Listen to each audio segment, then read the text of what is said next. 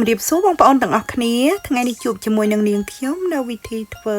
ជ្រក់ខ្ញីជប៉ុនសូមអញ្ជើញបងប្អូនទាំងអស់គ្នាតាមដានទស្សនាដូចតទៅ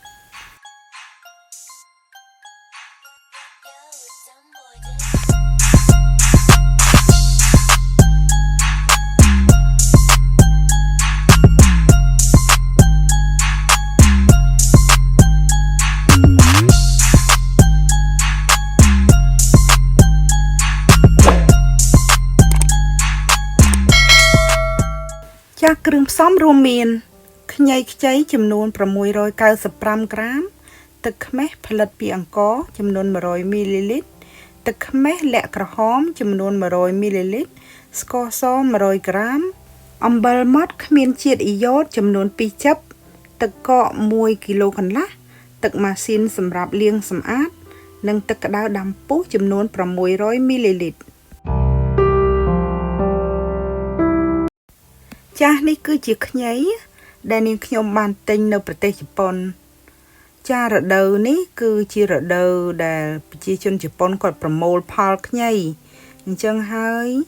គេហៅថារដូវការីណាអញ្ចឹងខ្ញីខ្ចីគឺសម្បូរណាខ្ញុំក៏ឆ្លៀតធ្វើវីដេអូនេះឡើងសម្រាប់បងប្អូនខ្មែរយើងណាដែលគាត់បានសំណូមពរដល់ខ្ញុំអញ្ចឹងការសម្អាតខ្ញីគឺអត់មានអីពិបាកអីដូចជាជនជាតិខ្មែរយើងធ្លាប់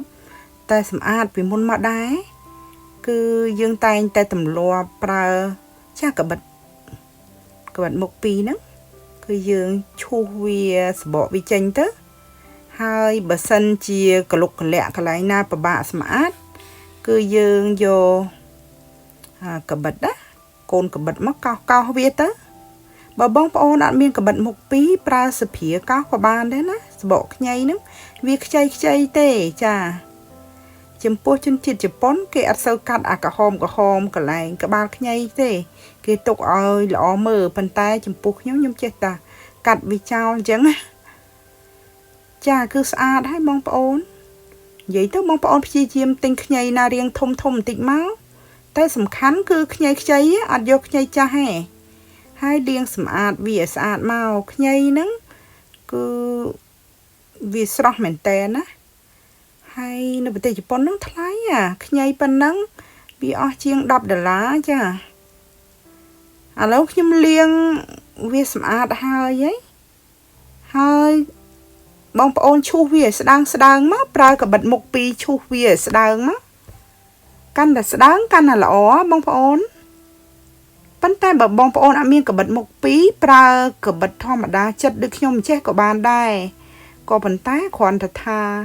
យើងចិត្តប្រើកបិតធម្មតាបើយើងអត់ចំណាប់វានឹងក្រាស់ដូចខ្ញុំអត់សូវចំណាប់អញ្ចឹងវារៀងក្រាស់អញ្ចឹងបើបងប្អូនចំណាប់អាចប្រើកបិតធម្មតាចិត្តក៏បានដែរសំខាន់ណាកាន់តែស្ដើងកាន់ល្អប៉ុន្តែកុំស្ដើងរហូតដល់ពេលយើងកាច់ទៅបាក់ចង់និយាយថាពេលយើងត្រូវការពូតវាដែរបើវាស្ដើងជ្រុលពេកពូតទៅវាបាក់ខ្ទេចម៉ត់អស់ក៏អត់ល្អដែរនិយាយស្ដើងមកល្មមកុំឲ្យក្រាស់របៀបនេះប៉ុន្តែបើសិនជាបងប្អូនជ្រុលជាចិត្តក្រាស់ហើយកុំបោះចោលយើងក៏នៅតែអាចយកវាទៅធ្វើជ្រក់ខ្ញីបានដដែលទេគ្រាន់តែថាវាក្រាស់អញ្ចឹងពេលយើងញ៉ាំអញ្ចឹងទៅវារៀងរឹងណាពេលចេញជាខ្ញីចាចេញជាជ្រក់ខ្ញីឥឡូវហ្នឹងខ្ញុំចិតវាហើយអស់ហើយខ្ញុំផ្ទេវាចូលក្នុងចានកធុនមួយហើយខ្ញុំចាក់ទឹកក្តៅស្រស់ចាបើបងប្អូនអត់មានកំសៀវចាបងប្អូនអាចដាំទឹកឆ្នាំងហើយពេលទឹកពុះលើកមកចាក់ក៏បានដែរឬក៏ស្រុះវានឹងឆ្នាំងក៏បានដែរស្រុះក្នុងឆ្នាំងគឺបិទភ្លើងចាក់ទឹកពុះហើយបិទភ្លើងឆ្នាំងទៅចាក់ខ្ញីចូលទៅកូរវាប្រហែល1នាទីកន្លះអីយ៉ាងច្រើនផុតស្រង់វាយកមកត្រាំទឹកត្រជាក់ចាដាច់ខាតត្រូវតែប្រើទឹកកកដើម្បីបញ្ចុះកម្ដៅរបស់ខ្ញីចាព្រោះទឹកខ្ញីវាត្រាំទឹកក្តៅអញ្ចឹងគឺវារៀងស្លោកអញ្ចឹងយើងត្រូវឲ្យខ្ញីនេះមានសភាពថ្លាចាសាច់ខ្ញីវាមានសភាពថ្លាហើយនៅស្រស់មើលទៅតំណងស្អាតដដែលគឺយើងត្រូវប្រើទឹកកកបងប្អូនដាក់ទឹកកកឲ្យច្រើនមកត្រាំជាមួយនឹងទឹកហើយដាក់ខ្ញីត្រាំវាឲ្យកូរខ្ញីនេះឲ្យត្រជាក់ចាំស្រង់ខ្ញីចេញមកវិញណាចា នេះខ្ញីរបស់ខ្ញុំស្រង់ចេញពីទឹកកកគឺនៅភ្លឺដដែលឥឡូវហ្នឹងគឺខ្ញុំពូតព្រោះយើងទុកឲ្យខ្ញីហ្នឹងស្រស់ទឹកគឺវាមិនស្រស់ 100% ព្រោះខ្ញីវាបៀមទឹកណាជាងយើងត្រូវពូតចំណុចពូតហ្នឹងបងប្អូនអត់ពូតឲ្យបែកទេណាដាក់ខ្ញីតែរៀបនៅក្នុងបាតដៃយើងហើយសកាត់វាដែរថ្នមហើយពូតឲ្យអស់ទឹកតាបែកម៉ាត់ស្លុងគឺអត់បានទេចា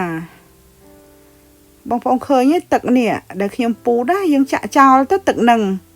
បន្ទាប់មកទៀតនេះគឺខ្ញីដែលខ្ញុំពូតនិយាយទៅវាមិនបានស្ងួត 100% គ្រាន់តែថាវាស្ងួតណាវាស្ងួតល្មមហើយបន្ទាប់មកទៀតដោយសារថ្ងៃនេះខ្ញុំចង់ធ្វើខ្ញីពីរប្រភេទណាខ្ញីជប៉ុនគឺខ្ញីក្រហមនិងខ្ញីពណ៌ផ្កាឈូកអញ្ចឹងខ្ញុំបំបែកវាចេញជា2ចំណែកចា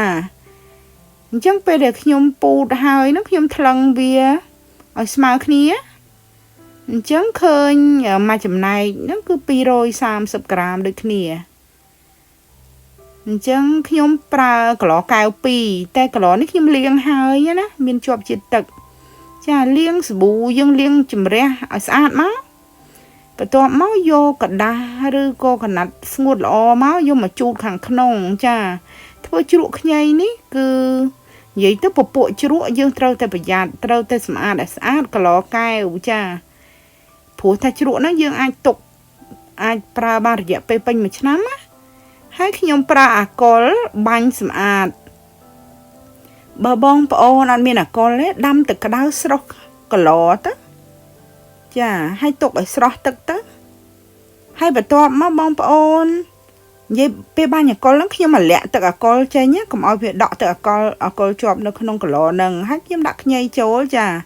ខ្ញី2ចំណែកហ្នឹងបងប្អូនចំណុចដាក់ខ្ញីក្នុងគីឡូហ្នឹងអត់រុកវាឲ្យហាប់ទៅខាងក្រោមទេគឺគ្រាន់តែយកចង្កឹះសកត់វាឲ្យធូរបន្តិចណាអត់តន់រុកខ្ញីនឹងឲ្យហាប់ទៅខាងក្រោមទេណាចាបន្ទាប់មកដាំឆ្នាំងដាក់ទឹកខ្មេះអង្ករហ្នឹង100 មីលីលីត្រស្ករ50ក្រាមនិងអំបិលមួយចិបហើយកូរវាភ្លើងដាក់កម្ដៅខ្សោយឬក៏ល្មមគឺបានកុំដាក់ភ្លើងខ្លាំងណា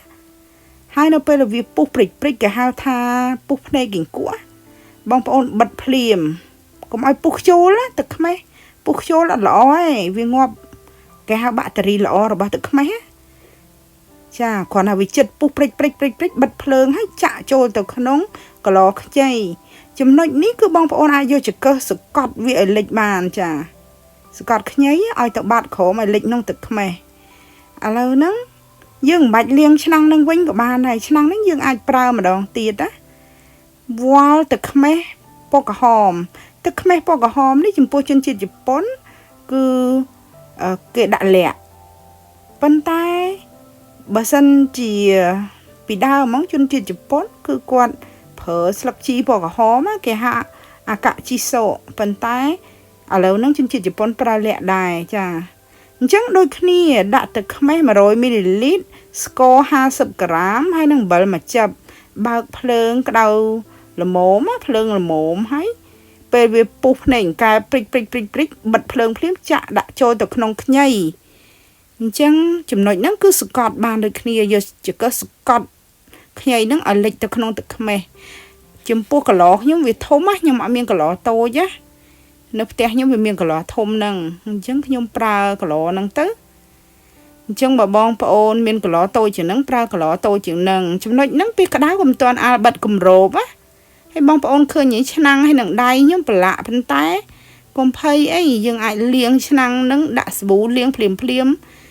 អីហ្នឹងគឺវាជ្រះហើយគ្រាន់ដៃយើងមកសន្ទុះបានវាជ្រះយើងប៉ះលាងពីម្ដងទៅបានជ្រះចាឥឡូវហ្នឹងទុកឲ្យខ្ញីហ្នឹងវាចុះត្រជាក់ 100% ហ្មងជាក់សេបសិនណាចាំបិទគម្របប៉ុន្តែគម្របហ្នឹងគឺយើងត្រូវការស្រោះទឹកក្តៅបើសិនអត់មានទឹកក្តៅទេប្រើអាកុលដូចខ្ញុំក៏បានដែរបាញ់វាមកសម្រាប់មេរោគចាអាកុលហ្នឹងខ្ញុំចង់បញ្ជាក់អាកុលគឺ 75% ដែលយើងប្រើបាញ់ពេលកូវីដហ្នឹងបាញ់ដៃបាញ់ជើងបាញ់ខ្លួនហ្នឹងណាអាកុលហ្នឹងគឺយើងអាចប្រើបានហ hai phải tỏ máu bông ôn vô viết tục nó còn lại nam môi nó chỉ khen bái tục mà dục sai láng cứ phở ba đấy nè chà vậy tới viết thử cay ạ pem phải buồn màu chứ dương thưa mong ná sai láng mong đừng đá dương đọ pra ba này hay pem nó cứ bông ôn ai vô viết đạn tu tự có ai bảo trong pra tuần nhắm vô đạn tu tự có phim tục ban mà năm ọt khôi cho này bợ tục nông tu tự có cứ viết ọt lỗi viết prai bó hay prai ruột chia tiền chứng vô đạn nông tu tự có lớn nhung đu hỏi bông ôn mơ đạn nông chan tồi tồi chà ai bông ôn mơ anh ấy cứ chỉ chan still bảo chân chuyện chụp bón cứ chan chứ độ pan nắng chứ độ nhây xì mẹp nhâm chỉ môi nằng bài đồng bài sushi rồi môi của nhâm mũi thấy sao cứ trâu kia nè hai ở nhây nắng việc phải đồ bọt cả chục đã ai đời thòm chiết tầm đòn cứ do đã lệ cứ nhảy nó bị trâu từ mấy nó cứ từ mảnh co bao phong khác chỉ xua nhầm tha cho bạn mình từ mảnh co pra từ mấy thao rừng từ mấy xe ấy bàn á chìm lái bàn tay ruột chiết vì đội ba chân chiết chụp bón á chẳng bàn ruột chiết đôi chân chiết chụp bón cứ pra từ mảnh co chà anh ấy cứ từ mảnh co tay cái đạn lẹ cả hòm và bông ôn hồ từ mấy cả hòm nó ăn bán bông ôn vô từ mấy những thòm đá đã lẹ tịt tới chàเป็นแต่แหละฮะบางคนนะให้มือพ่องแหละคลาสวิอัศวัตเพียบยังมือแหละนะเดี๋ยวเอาปากปอสกเพียบบางคนช่วยจัดวิดีโอนี้บางคนช่วยจดไลค์និង subscribe YouTube channel របស់នាងខ្ញុំផងចំពោះញ៉ៃពកហមនេះយើងតែងតែឃើញនៅក្នុងនំខក់ជប៉ុនណោះឬក៏គេហៅអូកូណូមីយ៉ាគីគឺភាសាជប៉ុនក៏គេប្រើដែរញ៉ៃពកហមគេចិញ្ច្រាំ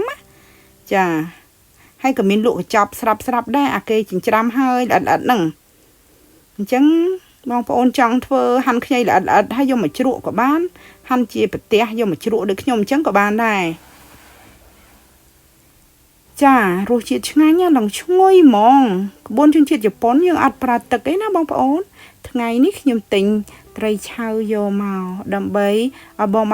bong ôn ban khơi tha cứ mà hộp nhảy nó cứ trơi nhầm mới thấy sao đó á bông bón chỉ môi nằng cà rốt hai nằng chạy thao chu